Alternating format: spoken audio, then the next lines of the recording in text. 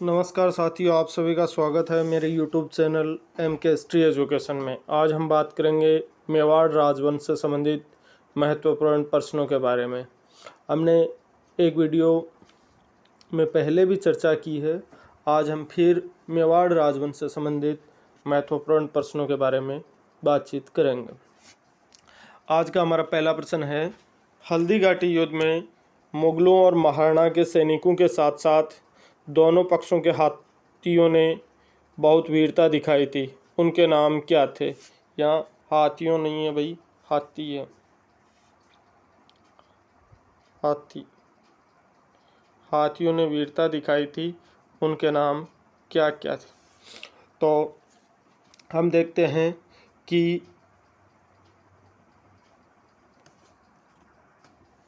जो महाराणा प्रताप और अकबर की तरफ से जिन हाथियों ने भाग लिया था उनमें प्रसिद्ध नाम है राम प्रसाद, लूणा, गजमुक्त, गजराज। और मानसिंह का जो हाथी था उस हाथी का नाम था मर्दाना। हम देखते हैं कि राम प्रसाद को युद्ध के दौरान पकड़ लिया गया था और बाद में जब इसे अकबर के सामने पेश किया गया तो अकबर ने इसका नाम राम प्रसाद से बदल करके पीर प्रसाद कर दिया था। बढ़ते हैं अगले प्रश्न की ओर। भूताला का युद्ध किन के मध्य हुआ था? तो भूताला का जो युद्ध था वो होता है जैत्र सिंह और दिल्ली के सुल्तान इल्तुतमिश के बीच 1227 में। और इस युद्ध में इल्तुतमिश की हार हुई थी, मगर इल्तुतमिश की लौटती हुई सेना ने उसकी जो राजधानी थी जैत्र सिंह की, नागदा, उसको जला दिया था। इस वजह से जैत्र सिंह ने अपनी राजधानी नागदा से चित्तौड़ स्थापित की। तो इसका सही उत्तर होगा जैत्र सिंह और इल्तुतमिश के बीच भूताला का युद्ध हुआ था 1227 में। बढ़ते हैं अगले प्रश्न की ओर। मेवाड़ का वह शासक जिसने सर्वप्रथम नौकरशाही का गठन किया था? तो मेवाड़ में नौकरशाही का गठन करने वाला पहला शासक था अल्लट। और अल्लट ने अपनी जो दूसरी राजधानी स्थापित की थी उसका नाम था आहड़। आहड़। बढ़ते हैं अगले प्रश्न की ओर। हल्दी घाटी युद्ध में अकबर की सेना का प्रधान सेनापति कौन था? तो अकबर की सेना का प्रधान सेनापति मानसिंह कछवाहा और सहायक सेनापति था आसफ खां। सहायक सेनापति का नाम था आसफ खां और प्रधान सेनापति था मानसिंह कछवाहा। बढ़ते हैं अगले प्रश्न की ओर। हरमाड़ा का युद्ध हाजी खान और राणा उदय सिंह के मध्य कब हुआ था? तो हरमाड़ा का युद्ध 24 जनवरी 1557 को हुआ। यह युद्ध हाजी खां और मारवाड़ के शासक मालदेव की संयुक्त सेना वर्सेज महाराणा उदय सिंह के बीच हुआ था और इस युद्ध में महाराणा उदय सिंह की हार हुई थी। इस युद्ध का मुख्य कारण था हाजी खां द्वारा अपनी जो एक नाचने गाने वाली थी जिसका नाम था रंगराय पातर, उसको देने से मना कर दिया, जिस वजह से महाराणा उदय सिंह और हाजी खां के बीच हरमाड़ा का युद्ध हुआ। बढ़ते हैं अगले प्रश्न की ओर। राणा हमीर की उपलब्धियों के कारण रसिक प्रिया में कौन सी उपाधि दी गई है? तो रसिक प्रिया में उन्हें वीर राजा की उपाधि दी गई है, जबकि कीर्ति स्तंभ प्रशस्ति में उन्हें विषम घाटी पंचानन की उपाधि दी गई है। हल्दी घाटी युद्ध में राणा प्रताप की तरफ से भाग लेने वाले योद्धा कौन थे? तो हल्दी घाटी युद्ध में राणा प्रताप की तरफ से भाग लेने वाले योद्धा थे हकीम खां सूरी। हकीम खां सूरी। हकीम खां सूरी ने मारवाड़ के हरावल दस्ते का नेतृत्व किया था।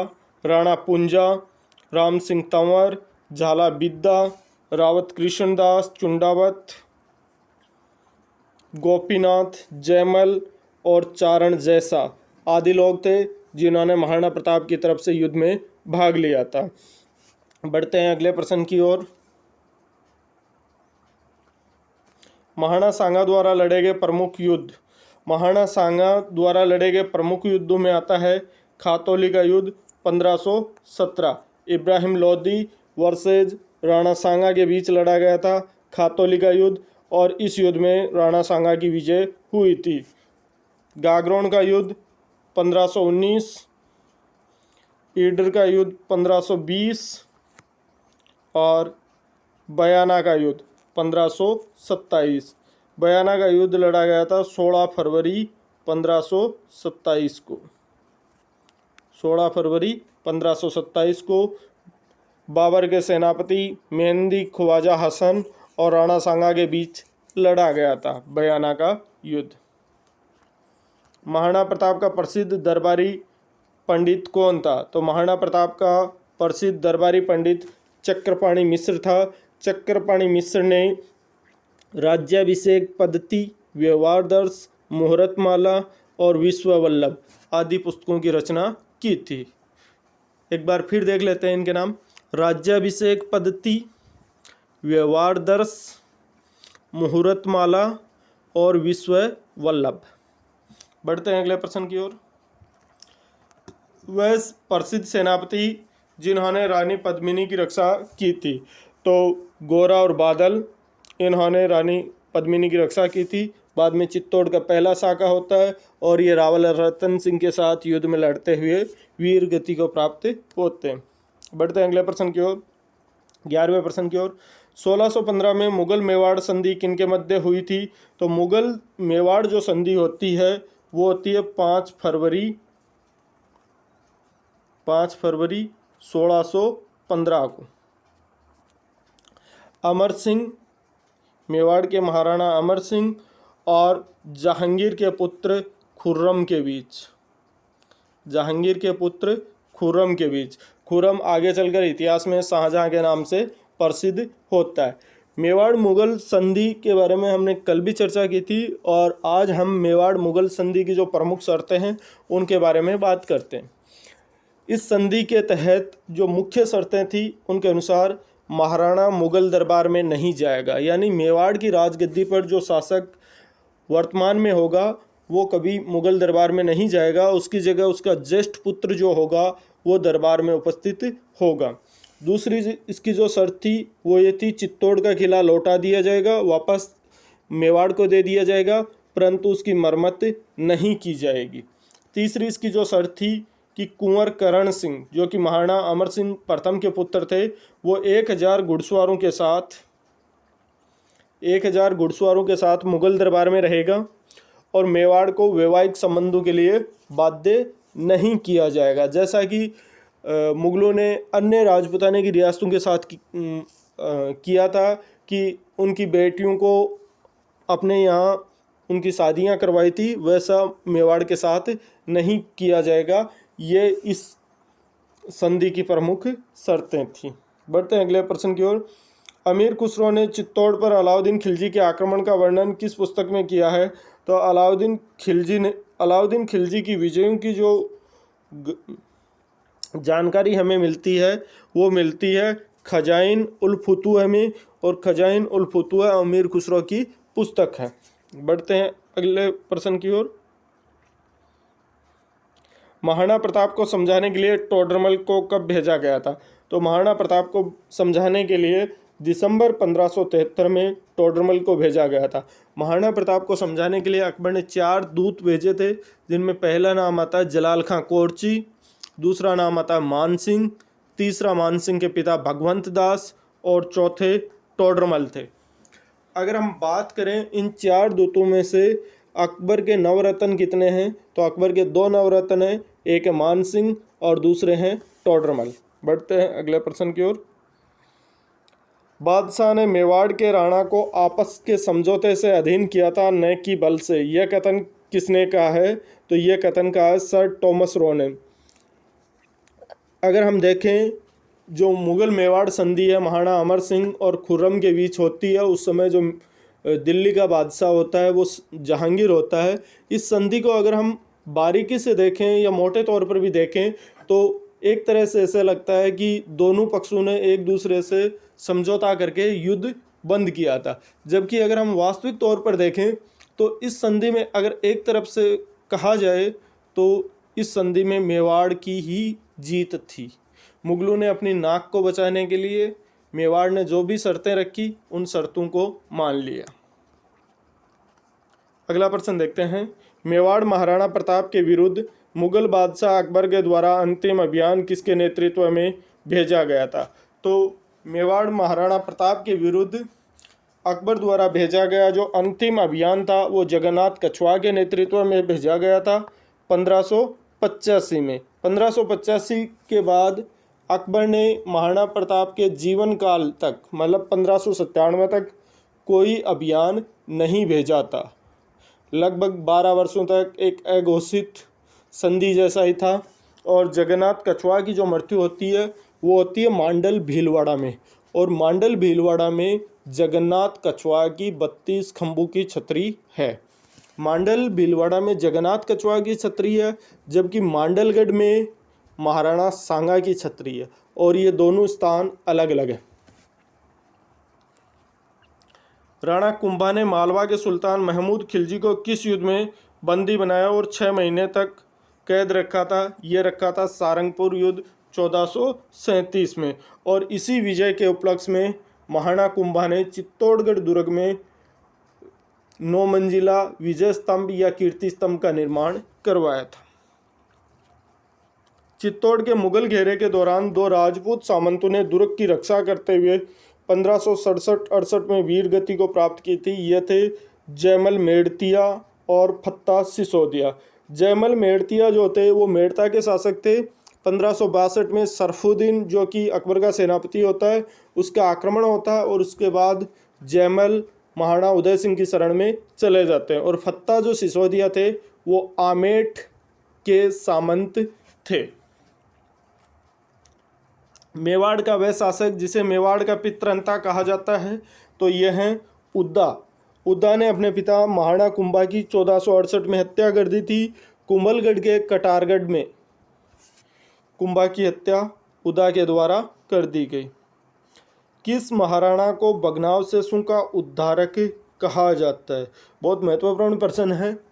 ये कहा जाता है महाराणा कुंभा को, जबकि एक सैनिक का भग्नावशेष कहा जाता है महाराणा सांगा को। ये दोनों अलग अलग प्रश्न हैं। महाराणा प्रताप का जन्म किस दुर्ग में हुआ? तो महाराणा प्रताप का जन्म 9 मई 1540 को कुंभलगढ़ दुर्ग राजसमंद में महाराणा प्रताप का जन्म हुआ था।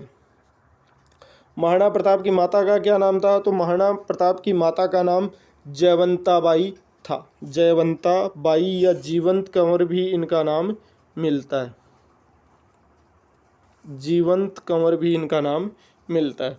महाराणा प्रताप की जो महारानी थी उनका नाम था अजबदे पंवार। चित्तौड़ का तीसरा साका कब हुआ? तो चित्तौड़ का जो तीसरा साका हुआ वो हुआ 25 फरवरी 1568 को। 25 फरवरी 1568 को हुआ।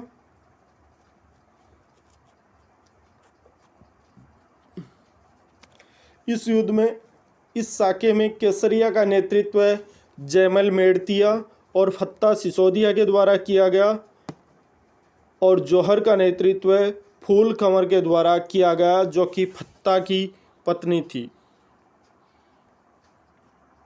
महाराणा हमीर से पूर्व मेवाड़ के गुहिल शासक क्या कहलाते थे? तो महाराणा हमीर से पहले मेवाड़ के जो शासक थे वो रावल कहलाते थे, और हमीर के बाद राणा शाखा या सिसोदिया शाखा की स्थापना होती है 1326 में। 1326 में सिसोदिया शाखा की स्थापना राणा हमीर के द्वारा की गई थी। बढ़ते हैं अगले प्रश्न की ओर।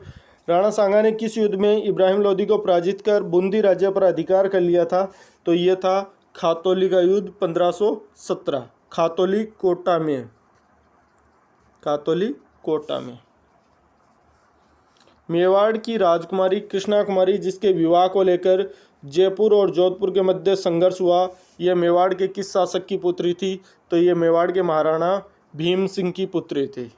मेवाड़ के महाराणा भीम सिंह की पुत्री थी, और इनकी सगाई हुई थी मारवाड़ या जोधपुर के शासक महाराजा भीम सिंह के साथ। मगर भीम सिंह की सगाई के तुरंत बाद मृत्यु हो जाती है। इसके बाद महाराणा भीम सिंह अपने पुत्री की सगाई दोबारा करते हैं जयपुर के शासक जगत सिंह के साथ। जब इस घटना का पता भीम सिंह के उत्तराधिकारी महाराजा मान सिंह को चलता है तो दोनों के मध्य गिंगोली का युद्ध होता है और उसके बाद अमीर खां पिंडारी के कहने पर राजकुमारी कृष्णा कुमारी को जहर दे करके उनकी हत्या कर दी जाती है। ये मेवाड़ के इतिहास में एक बहुत बड़ा कलंक है। मेवाड़ के किस शासक को शिशु अवस्था में पन्नाधायन ने अपने पुत्र का बलिदान दे करके बचाया था? तो ये महाराणा थे उदय सिंह। महाराणा उदय सिंह की रक्षा के लिए पन्नाधाय ने अपने पुत्र चंदन का बलिदान दिया था।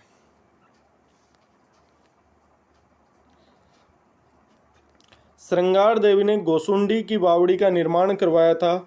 यह मेवाड़ के किस महाराणा की पत्नी थी? तो श्रृंगार देवी जो थी वो महाराणा रायमल की पत्नी थी। महाराणा रायमल जो थे वो कुंभा के पुत्र थे और महाराणा सांगा के पिता थे। मेवाड़ का वह राजकुमार जो अच्छा धावक व कल्पना शक्ति में माहिर होने के कारण उड़ना राजकुमार कहलाता था। तो ये सांगा के बड़े भाई थे पृथ्वीराज सिसोदिया, और पृथ्वीराज सिसोदिया को इतिहास में उड़ना पृथ्वीराज के नाम से जाना जाता है। इनकी छतरी कुंभलगढ़ दुर्ग में बनी हुई है और इन्होंने अपनी पत्नी तारा के नाम पर जो अजमेर में जो तारागढ़ दुर्ग है उसमें महलों का निर्माण करवाया था, इसलिए इस दुर्ग को तारागढ़ दुर्ग कहा जाता है। कुंभलगढ़ दुर्ग में 12 खंभों की छतरी किसकी याद में है? तो ये कुंवर पृथ्वीराज की याद में है, जो कि सांगा के बड़े भाई होते हैं और रायमल के पुत्र होते हैं। महाराणा कुंभा ने बदनौर युद्ध में विजय के उपलक्ष्य में किस माता का मंदिर बनवाया था? तो महाराणा कुंभा ने बदनौर विजय के बाद कुशाल माता मंदिर का निर्माण करवाया था। कुशाल माता मंदिर का निर्माण करवाया था। किस युद्ध में राणा सांगा का एक बायां हाथ कट गया और तीर लगने पर एक पैर से लंगड़े हो गए थे? तो ये था खातौली का युद्ध। खातौली के युद्ध में राणा सांगा का एक हाथ और एक पैर हमेशा के लिए काम में आ गया था। राणा सांगा का आधा शरीर ही काम करता था, एक आंख उनकी पहले ही चली गई थी, हाथ खातौली के युद्ध में कट गया और पैर भी खातौली के युद्ध में घायल हो गया था। और राणा सांगा के शरीर पर 80 घाव थे। कर्नल टोड ने इन्हें एक सैनिक का भग्नावशेष कहा है। राणा सांगा का समकालीन मालवा का शासक कौन था जिसकी 1511 में मृत्यु हो गई? तो राणा सांगा का समकालीन शासक था नसीरुद्दीन।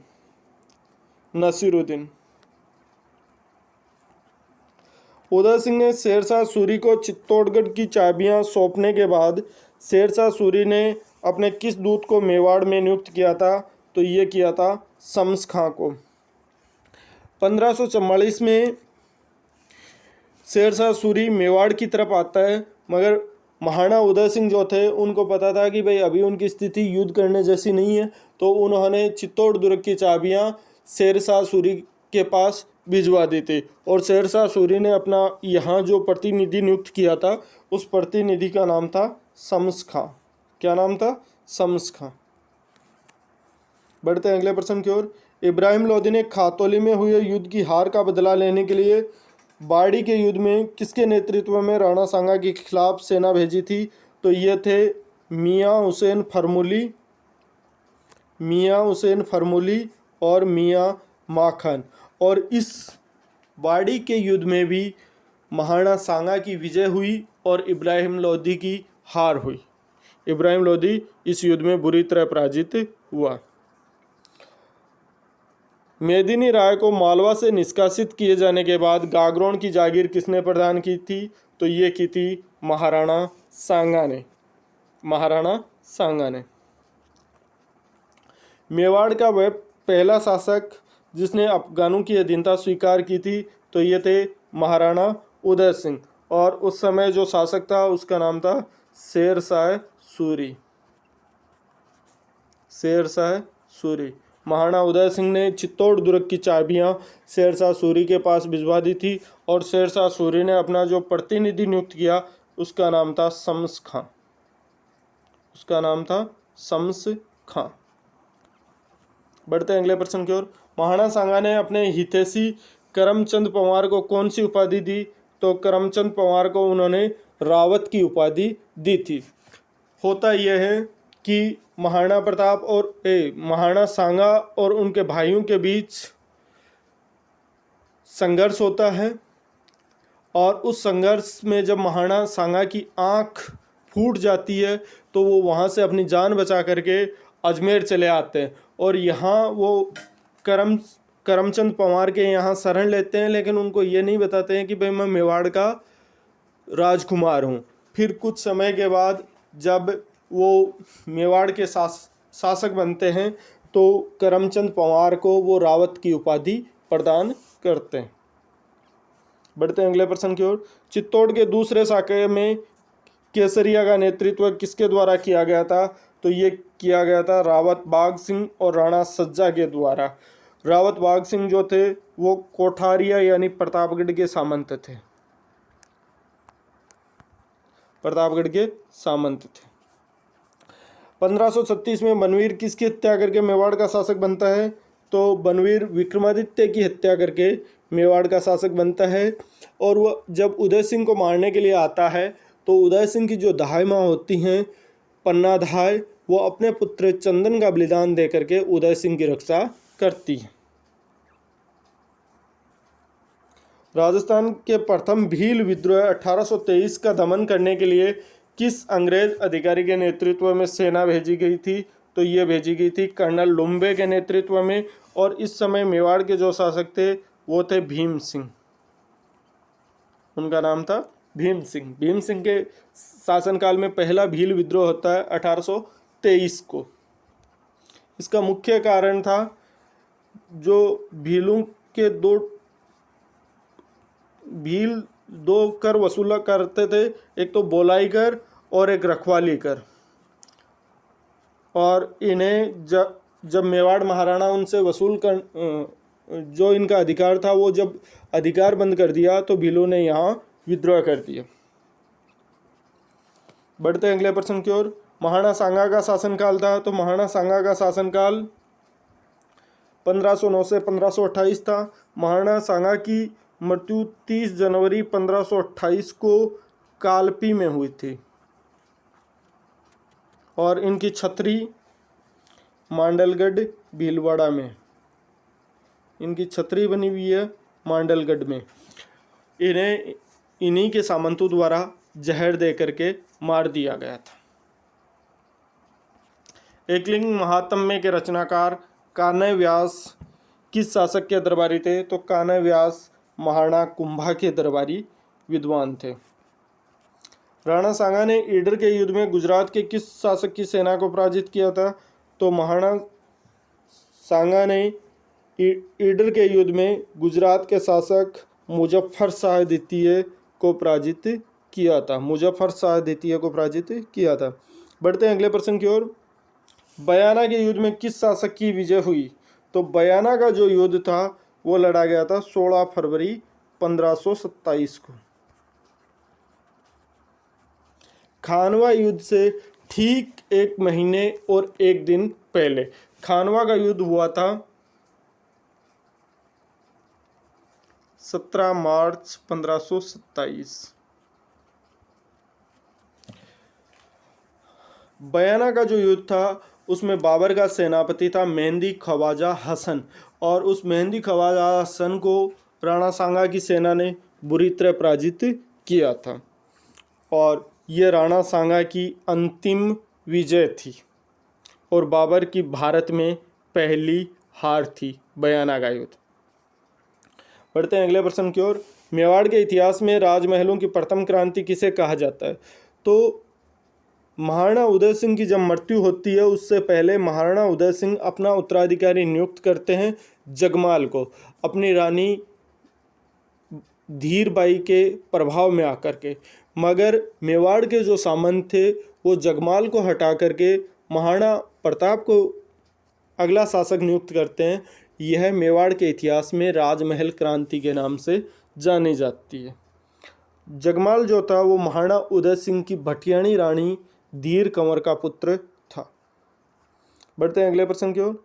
वह शासक जो पृथ्वीराज चौहान तृतीय की तरफ से मोहम्मद गौरी के विरुद्ध लड़ता हुआ मारा गया था, तो ये थे मेवाड़ के शासक सामंत सिंह, जो 1192 के तराइन के द्वितीय युद्ध में पृथ्वीराज चौहान की तरफ से लड़ते हुए युद्ध में वीर गति को प्राप्त हुए। गोहिलों में रावल शाखा का अंतिम शासक कौन था, तो ये थे रावल रतन सिंह, जो कि 1303 के चित्तौड़ के पहले साके में केसरिया का नेतृत्व करते हुए युद्ध में वीरगति को प्राप्त हुए। और इसी समय रावल शाखा का अंत होता है और 1326 में सिसोदिया शाखा की स्थापना होती है। बढ़ते हैं अगले प्रश्न की ओर। किसने सोलंकी शासक अजयपाल को हराकर चित्तौड़ पर गोहिलों का पुनः अधिकार स्थापित करवाया था, तो ये थे सामंत सिंह।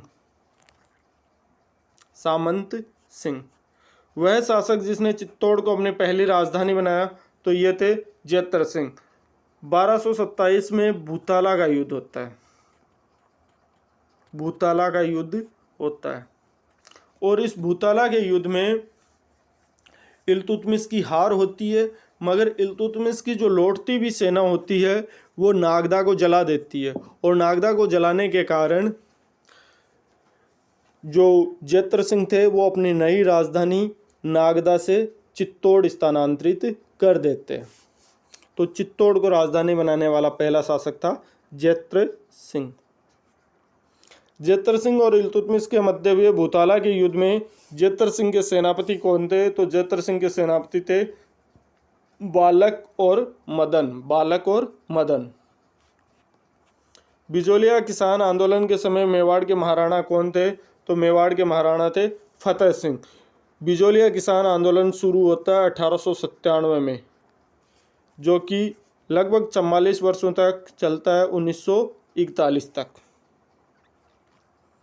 मेवाड़ चित्रकला शैली का ताड़पत्र पर चित्रित प्रथम उपलब्ध ग्रंथ श्रावक प्रतिक्रमण सूत्र चूर्णी किसके शासनकाल में चित्रित हुआ था, तो ये हुआ था तेज सिंह के समय। और यह अभी रीट परीक्षा में, जो अभी पीछे 26 तारीख को रीट की परीक्षा हुई है, उसमें पूछा जा चुका है।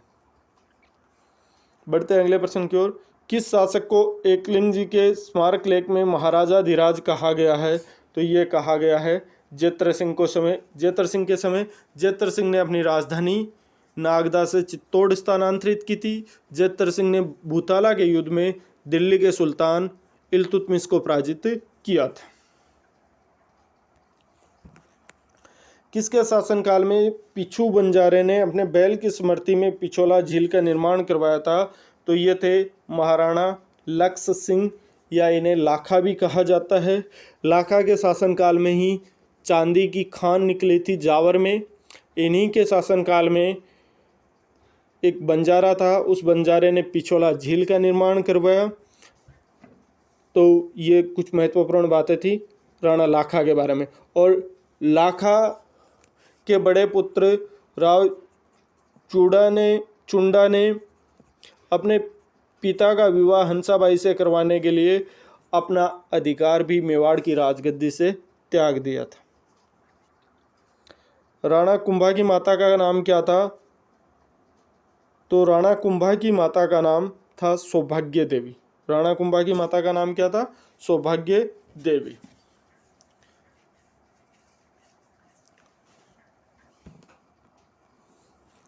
बढ़ते हैं अगले प्रश्न की ओर। महाराणा अमर सिंह प्रथम का जन्म कब हुआ, तो महाराणा अमर सिंह प्रथम का जन्म होता है 16 मार्च 1559 को। 16 मार्च 1559 को।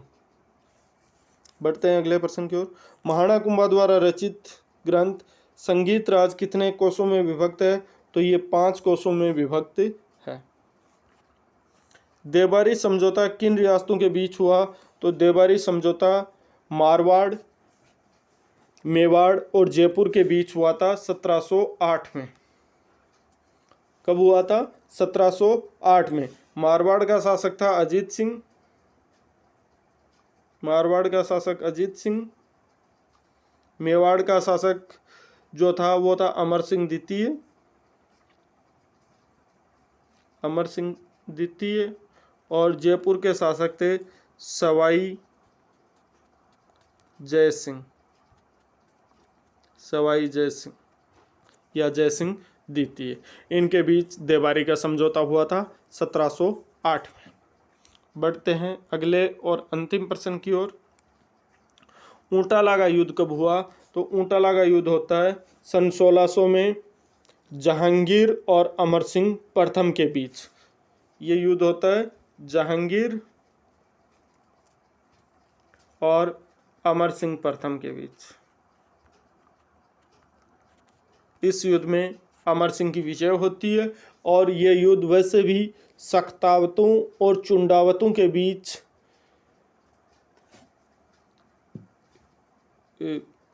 अपना जो हरावल भाग में जो चुंडावतों का पारंपरिक अधिकार था उसको लेकर के भी ये युद्ध प्रसिद्ध है। तो आज का हमारा वीडियो यहीं समाप्त होता है।